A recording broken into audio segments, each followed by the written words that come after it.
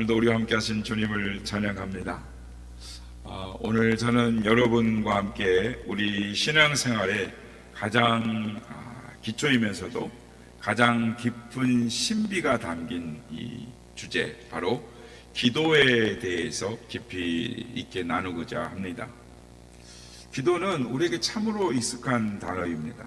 신앙생활을 시작하면서 가장 먼저 배우는 단어가 기도이고, 또 매 주일 예배 때마다 드리는 것이 기도입니다. 하지만 안타깝게도 기도는 우리 신앙생활에 있어서 가장 오해하기 쉬운 주제이기도 합니다.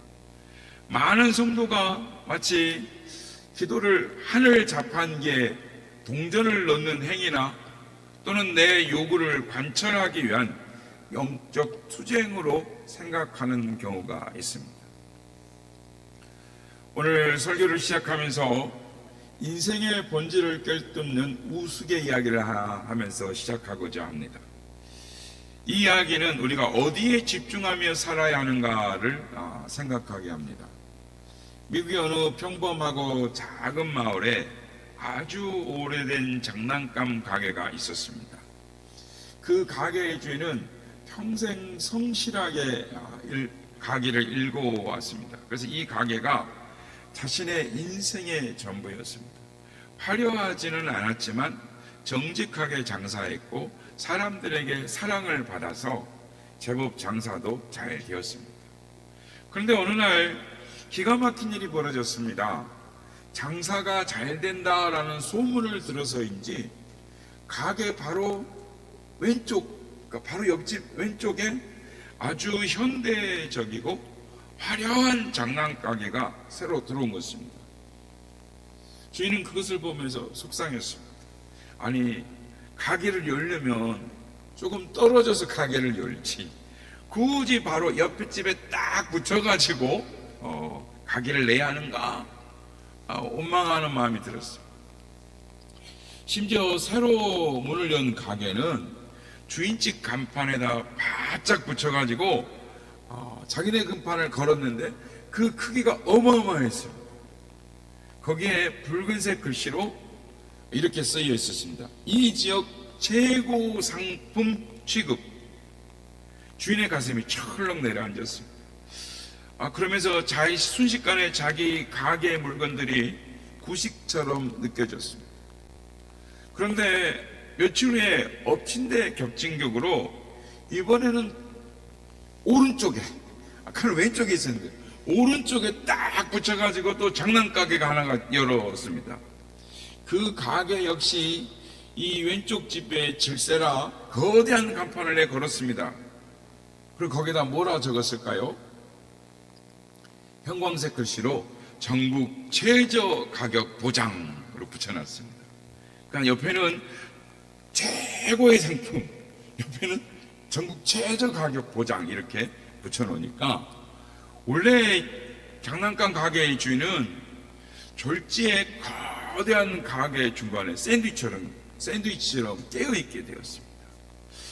장사하는 거야 자연히 왜 내 옆으로 와갖고 장사하냐라고 따질 수 없고, 간판을 왜 우리 집 옆에다가 그런 문구를 써갖고 우리 손님을 뺏어가냐라고 내어칠 수도 없는 노릇입니다. 한쪽은 최고 상품이라고 자랑을 하고 한쪽은 최저 가격이라고 욕을 합니다. 그 화려한 소음 사이에 낀 이 주인집 간판은 너무 작고 초라해 보였습니다. 사람들은 이제 이 원래 있던 주인집 가게는 쳐다보지도 않고 양옆에 간판을 크게 만든 그 집으로 찾아 들어갔습니다. 화려한 문구에 흘려 발길을 돌렸죠. 주인은 며칠 밤 뜬 눈으로 밤을 새우고 고민했습니다. 어떻게 해야 이 위기를 뚫고 나갈 수 있을까? 내 인생이 여기서 무너지고 마는 것인가? 고민과 기도 끝에 기막힌 대책을 세웠습니다. 이 두 거대 간판 가게 사이에 자기네 가게의 이름을 바꾸어서 커다란 간판을 걸었습니다. 그런데 이 간판을 본 옆집 주인 두 사람이 그 간판을 보고 뒤로 덜러덩 넘어졌습니다. 여러분, 그 간판에 무엇이라고 적혀 있었을까요?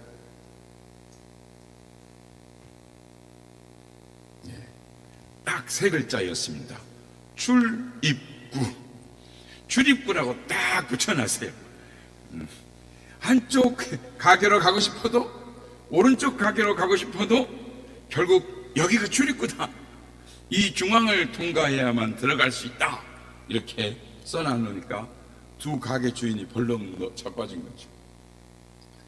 성도 여러분, 수많은 광고와 수식어보다 중요한 건 진짜 들어가는 문이 어디냐, 그 본질의 문제인 것입니다. 사랑하는 여러분, 우리 주위에 수많은 문이 존재합니다. 세상은 사방에서 자기네 가게가 최고라고 소리를 칩니다. 이 길로 와야 성공한다. 저 문을 열어야 행복한다. 돈이 최고다. 인맥이 생명이다. 화려한 간판을 내거는 것입니다. 이 문만이 우리의 문제를 해결할 수 있는 진짜 출입구다라고 막 욕을 하는 것이죠. 그 소음과 간판들 사이에 끼어서 우리는 길을 잃습니다. 어디로 나가야 하는지, 어디가 진짜 문인지 모른 채 우리는 벽을 더듬는 것이죠. 막 벽을 두드립니다. 여기가 문인가? 여러분에게 묻습니다. 지금 여러분의 인생의 진짜 출입구는 어디입니까? 경제적인 상황은 겹겹이 막혔고, 자녀의 문제는 산더미이며 건강의 위기까지 찾아와서 나갈 문이 보이지 않아서 혹시 답답하신 분은 없습니까? 오늘 주님은 우리에게 선포하십니다. 하나님의 말씀이 진짜 출입구입니다. 기도가 바로 인생의 절망적인 벽을 소망의 문으로 만드는 유일한 출입구인 것입니다. 세상의 방법이 아니라 하나님의 말씀대로 순종해 보십시오. 그러면 막혔던 담이 무너지고 문이 열리게 될 줄로 믿습니다. 하나님의 말씀만이 우리의 예비하신 은혜와 생수의 강이 들고 나는 유일한 출입구인 것입니다. 성도 여러분, 다른 길은 없습니다. 그러므로 화려한 수식어에 속지 마시길 바랍니다. 오직 진정한 출입구는 하나님의 말씀인 것입니다. 그런데 여러분, 우리가 이걸 다 알죠. 이걸 신앙생활을 몇 년만 했다면 이야기를 아마 수십 번은 들으셨을 거예요. 그런데 여러분, 왜 우리는 이 문 앞에서 매번 멈칫할까요? 왜 기도를 하면서도 여전히 답답할까요? 그것은 우리가 기도의 기술이라는 가짜 열쇠를 흔들고 있을 뿐 하나님과의 관계라는 진짜 열쇠를 잃어버렸기 때문입니다. 열쇠가 맞지 않으니 문이 열리지 않고 손이 아픈 것입니다. 이제 주님이 가르쳐 주신 이 기도의 기준을 통해서 우리 기도를 정직하게 한번 진단해 보시길 바랍니다. 나는 지금 기도 생활을 어떻게 하고 있나? 그리고 오늘 말씀하신 것처럼 그 기도의 골방 안에서 이루어지는 깊은 만남, 그 만남으로 여러분을 초대합니다. 첫 번째, 주님은 오늘 우리의 기도의 대상이 누구냐라고 먼저 물으십니다. 그러니까 기도의 내용을 점검하기 전에 누구에게 기도하는지를 점검하라는 것이죠. 오늘 보면 5절에 보면 주님이 기도할 때에 외식하는 자와 같이 하지 말라라고 말씀하십니다. 여기서 외식이라는 말은 헬라어로 히포크리테스라고 하는데요. 이거는 고대 연극에서 가면을 쓰고 연기하는 연극 배우, 어떻게 보면 광대를 말합니다. 그러니까 오늘 본문에 나와 있는 것처럼 그 당시 바리새인들은 사람들이 많이 모이는 거리 어귀나 회당에 서서 손을 들고 기도하는 사람들이 있었습니다. 그들의 마음은 하나님께 가 있지 않았습니다. 그들의 시선은 오직 자기 자신을 쳐다보는 관객들의 눈에 고정이 되어 있었습니다. 마치 관객들의 박수를 기다리는 이 배우처럼 기도하는 것, 그는 기도가 아니라 종교적 연기라는 것이죠. 기도의 대상이 하나님이 아니라 사람들의 눈이 되는 순간 그 기도는 하나님과 전혀 상관없는 자기 전시가 되는 것입니다. 그래서 6절에서 주님께서 우리에게 아주 구체적인 처방을 주십니다.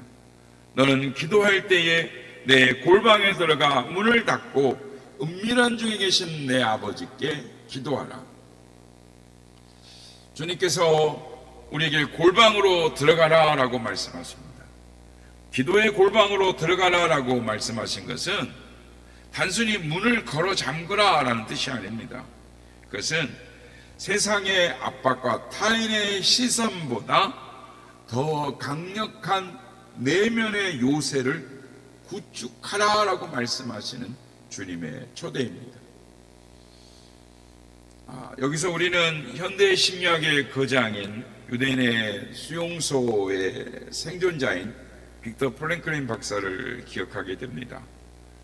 그가 제2차 세계대전에 당시에 나치의 아우슈비츠 수용소에서 인간이 겪을 수 없는 최악의 상황을 통과를 했습니다. 나치는 그의 이름을 빼앗고 번호를 매겼습니다. 그의 옷을 뺏고 죄수복을 입혔습니다. 그의 가족을 뺏고 생이별을 시켰습니다. 심지어 몸에 털이란 털은 다 깎아버렸습니다. 밀어버렸습니다. 인간의 존엄성을 완전히 뭉개버린 것이죠. 그런데 그 지옥 같은 수용소, 매일같이 동료들이 가스실로 끌려가는 이 절망 속에서 프랭클린 박사는 인류 역사에 남을 위대한 발견을 합니다. 그는 훗날 그의 저서 죽음의 수용소에서 전 세계를 울리는 명장을 남겼습니다. 인간에게서 모든 것을 빼앗아 갈 수 있어도 단 한 가지, 주어진 상황에서 자신의 태도를 결정하고 자기 자신의 길을 선택할 수 있는 최후의 자유만은 빼앗아 갈 수 없다. 빅터 프랭클린은 수용소에서 그 옹색한 그 차가운 구석에 쭈그려 앉아 눈을 감습니다. 그리고 마음속에서 사랑하는 아내의 얼굴을 떠올립니다. 몸은 매질을 당하고 굶주림에 허덕이지만 그의 마음만큼은 아내와 대화를 하고 미래를 꿈꾸는 자신만의 내면의 골방으로 들어간 것이죠. 그렇습니다. 외부의 수압이 아무리 강해도 내면의 압력이 강했기 때문에, 더 강했기에 그는 파괴되지 않았습니다. 그 내면의 골방이 건강했기 때문에 그는 그 절망을 뚫고 살아남아서 전 세계에 희망을 전하는 위대한 영혼이 되었습니다. 사랑하는 성도 여러분, 프랭클린이 찾은 것은 심리적인 자유의 골방이었다면 오늘 우리가 회복해야 할 것은 기도의 골방인 것입니다. 기도의 골방은 세상의 어떤 문제도, 사단도, 질병도 감히 침범할 수 없는 우리 영혼의 성소인 것입니다. 우리가 기도의 골방의 문을 닫고 기도의 자리에 앉는 순간 우리는 더 이상 상황의 노예가 아닌 것입니다. 여러분에게 여기서 한 가지 질문을 합니다. 여러분, 여러분의 골방은 어디에 있습니까? 꼭 집안에 빈 방일 필요는 없습니다. 여러분이 꽉 막힌 출근길 도로 위에 운전대 앞에서 주님의 이름을 부른다면 그 차 안이 골방인 것입니다. 산더미처럼 쌓인 설거지 앞에서 가족들을 위해 기도하고 서 있는 그 싱크대 앞이 골방인 것입니다. 고단한 하루를 마치고 지친 몸을 누웠을 때 잠들기 전 5분 전에 천장을 바라보면서 주님 감사합니다 라고 읊조리는 그 침상 위가 바로 기도의 골방인 것이죠. 세상의 모든 소음을 차단하고 오직 주님께 집중할 때 그것이 하나님과의 만남이 시작되는 성소가 되는 것입니다. 주님은 오늘 우리에게 명령하십니다. 문제를 해결해 줄 하나님의 손을 먼저 구하기 전에 나를 사랑하시는 하나님의 얼굴을 구하라고 말씀하십니다. 그렇습니다. 기도는 상황을 바꾸기 전에 상황을 바라보는 내 눈을 바꾸는 것입니다. 골방 안에서 하나님이 나의 아버지임을 확신하고 그분의 얼굴을 대면하는 그 순간 나를 집어삼킬 듯한 파도는 하나님의 발등상 아래에 있는 작은 물결로 불과하게 보이는 것입니다. 그렇습니다. 기도의 대상이 응답에서 하나님으로 옮겨질 때 내 마음의 골방에서 하나님과의 진짜 만남이 시작되는 줄로 믿습니다. 두 번째로 우리 주님께서 가르쳐 주신 기도의 비결은 우리의 기도의 태도가 하나님을 향한 신뢰인지 아니면 나를 위한 고집인지 우리에게 물어보십니다. 오늘 보면 7절에 보면 중언부언하지 말라라고 말씀을 하십니다. 당시 이방인들은 주문을 외우듯이 똑같은 말을 수천 번 반복해야 신이 감동해서 움직인다라고 믿었습니다. 기도를 정성에 가득한 노동이나 하나님을 조정하려는 기술로 여겼던 것이죠. 여러분, 여러분의 기도는 하나님을 향한 신뢰 가운데 기도를 하고 계십니까? 아니면 내 뜻을 관철하려는 영적 고집입니까? 8절에 보면 우리의 기도의 태도를 바꾸는 놀라운 선포를 주께서 말씀하십니다. 우리 8절 말씀 한번 같이 읽어볼까요? 시작. 그러므로 그들을 본받지 말라. 구하기 전에 너희에게 있어야 할 것을 하나님 너희 아버지께서 아시느니라. 종종 성도들이 저에게 질문을 합니다. 목사님, 하나님이 다 아신다면서요. 하나님이 다 아시는데 왜 제가 굳이 기도해야 합니까? 여러분, 이 말씀은 기도하지 말라라는 뜻이 아닙니다. 오히려 너는 혼자가 아니다라는 하나님의 완벽한 사랑의 선언입니다. 너의 결핍보다 내가 너를 더 잘 알고 있고 이미 내가 너를 주목하고 있다라고 말씀하시는 것이죠. 그래서 여러분, 기도라는 것은 정보를 전달하는 것이 아니라 이미 다 아시는 아버지와 마음을 나누는 교제인 것입니다. 그러니까 하나님이 우리를 다 아신다, 이 말씀은 하나님께서 단순히 머릿속으로 정보를 알고 계신다는 뜻이 아니라 우리를 향한 불꽃 같은 사랑의 시선으로 우리를 반드시 돌보시고 동반하는 하나님의 행위가 있다라는 말인 것입니다. 성도 여러분, 주님은 우리의 머리카락까지 다, 숫자까지 다 세고 계십니다. 오늘 여러분이 아침에 빗을 빗을 때에 몇 개가 빠졌는지 아십니까? 우리 주님은 다 알고 계십니다.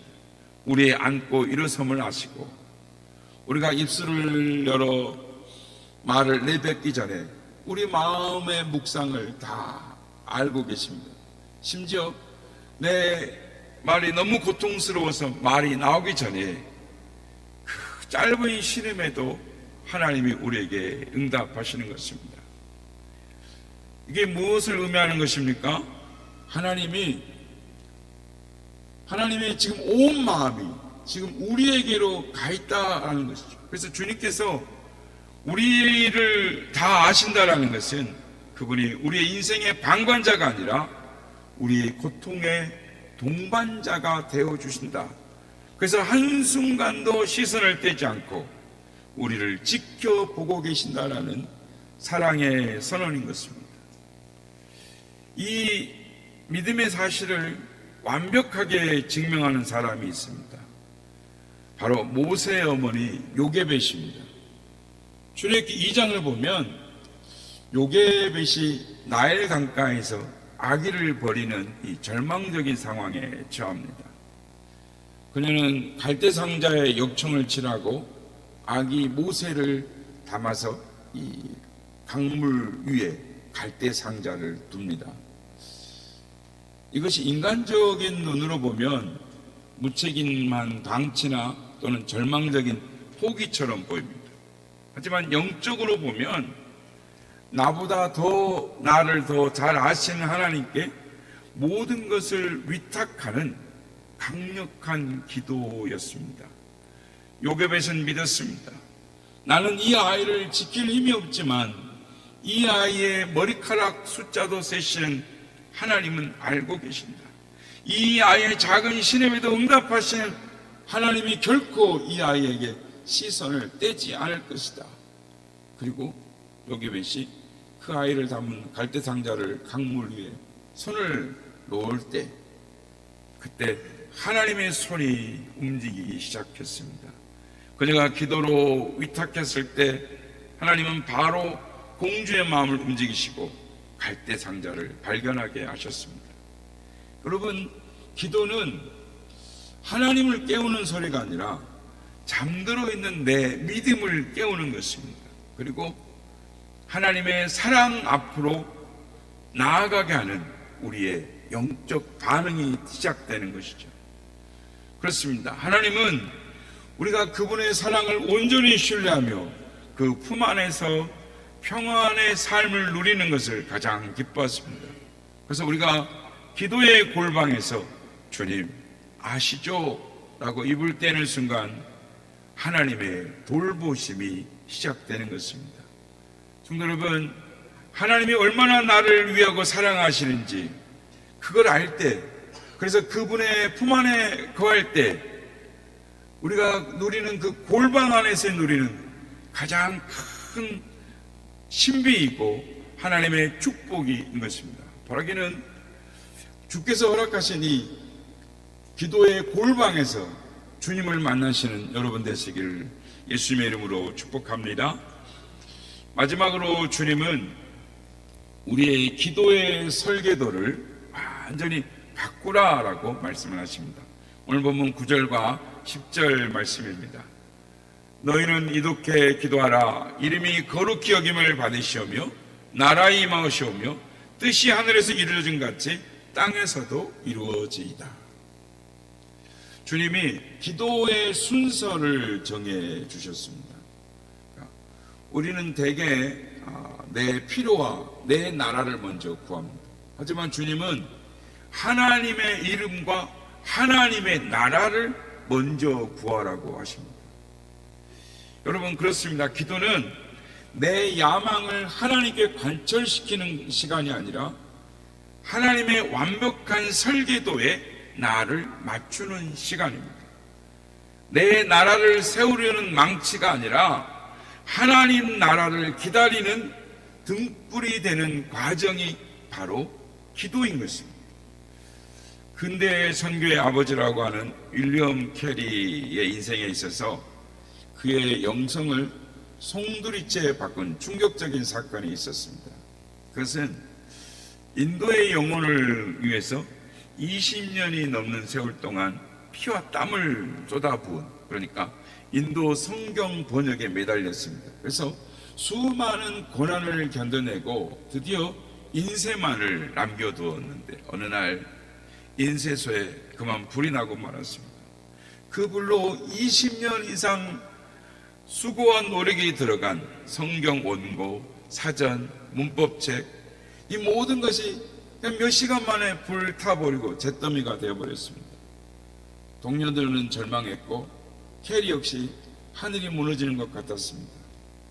그런데 잿더미 앞에 선 윌리엄 캐리의 반응이 전혀 달랐습니다. 그는 원망하거나 울부짖는 대신에 그 뜨거운 제 위에 무릎을 꿇습니다. 그리고 이렇게 고백했습니다. 하나님, 제가 만든 성경이 주님 보시기에 부족했나 봅니다. 제가 제 업적을 쌓으려고 주님의 일을 가로막고 있었나 봅니다. 여러분, 윌리엄 캐리는 그 잿더미 위에서 사라진 원고를 찾지 않았습니다. 그 대신 그 고통의 한 복판에 함께 하신 하나님의 얼굴을 찾았습니다. 그는 자신이 의지했던 노력과 지식을 과감히 던져버리고 하나님 손에서 나오는 그 결과물, 그것에 집착하지 않고 다시금 하나님의 마음을 구했습니다. 하나님의 얼굴을 구하며 다시 시작했습니다. 그랬더니 그 결과가 어떻게 됐습니까? 처음 인도를 번역할 때보다 훨씬 더 깊고 더 유리하며 인도의 사람들의 심장을 파고드는 완벽한 성경이 쓰여지기 시작했습니다. 그렇습니다. 내 인생의 설계도가 끝나는 그 지점이 하나님의 위대한 설계도가 시작되는 지점인 줄로 믿습니다. 여기서 우리는 오늘 본문의 범위를 조금 더 넓혀 보아야 하는 것입니다. 주님은 주님의 기도의 원리를 가르쳐 주신 후에 14절과 15절에서 갑자기 용서를 말씀하십니다. 너희가 사람의 잘못을 용서하면 너희 하늘 아버지께서도 너희 잘못을 용서하시려니와. 여러분, 주님이 말씀하신 기도의 원리와 용서가 무슨 상관이 있을까요? 하나님과의 관계가, 그러니까 새로의 하나님 관계가 바로 세워진 사람은 필연적으로 이웃과의 관계가 바로 정립이 된다는 것입니다. 즉, 사랑을 흘려보내는 자가 된다. 다른 사람을 용서할 수 있는 자가 된다라는 것입니다. 기도의 골방에서 하나님을 온전히 만난 사람은, 하나님의 사랑과 용서를 대면한 사람은 이제 누군가를 용서할 수 있는 사람으로 바뀌어진다라는 것입니다. 그렇습니다. 하나님 중심의 삶은 나 혼자 복을 받고 끝나는 삶이 아닙니다. 내 삶을 통해 하나님의 평화가 이루어지는 삶인 것이죠. 성도 여러분, 하나님이 우리에게 원하시는 삶은 내 필요가 채워지는 수준을 넘어서 하나님의 뜻이 내 삶을 통해 이루어지는 삶인 것입니다. 사랑하는 성도 여러분, 오늘 주님이 가르쳐주신 기도의 기준은 우리에게 분명한 영적인 명령을 내리는 것입니다. 너 중심의 삶에서 하나님 중심의 삶으로 오라, 옮겨오라 라고 말씀하시는 것입니다. 바라기는 기도의 골방에서 하나님을 만나는 신비를 체험하시길 바랍니다. 그래야 우리의 삶이 바뀝니다. 그래야 주의 은혜를 체험합니다. 우리가 기도하면서도 마음이 답답한 것은 우리 마음에 골방이 없기 때문입니다.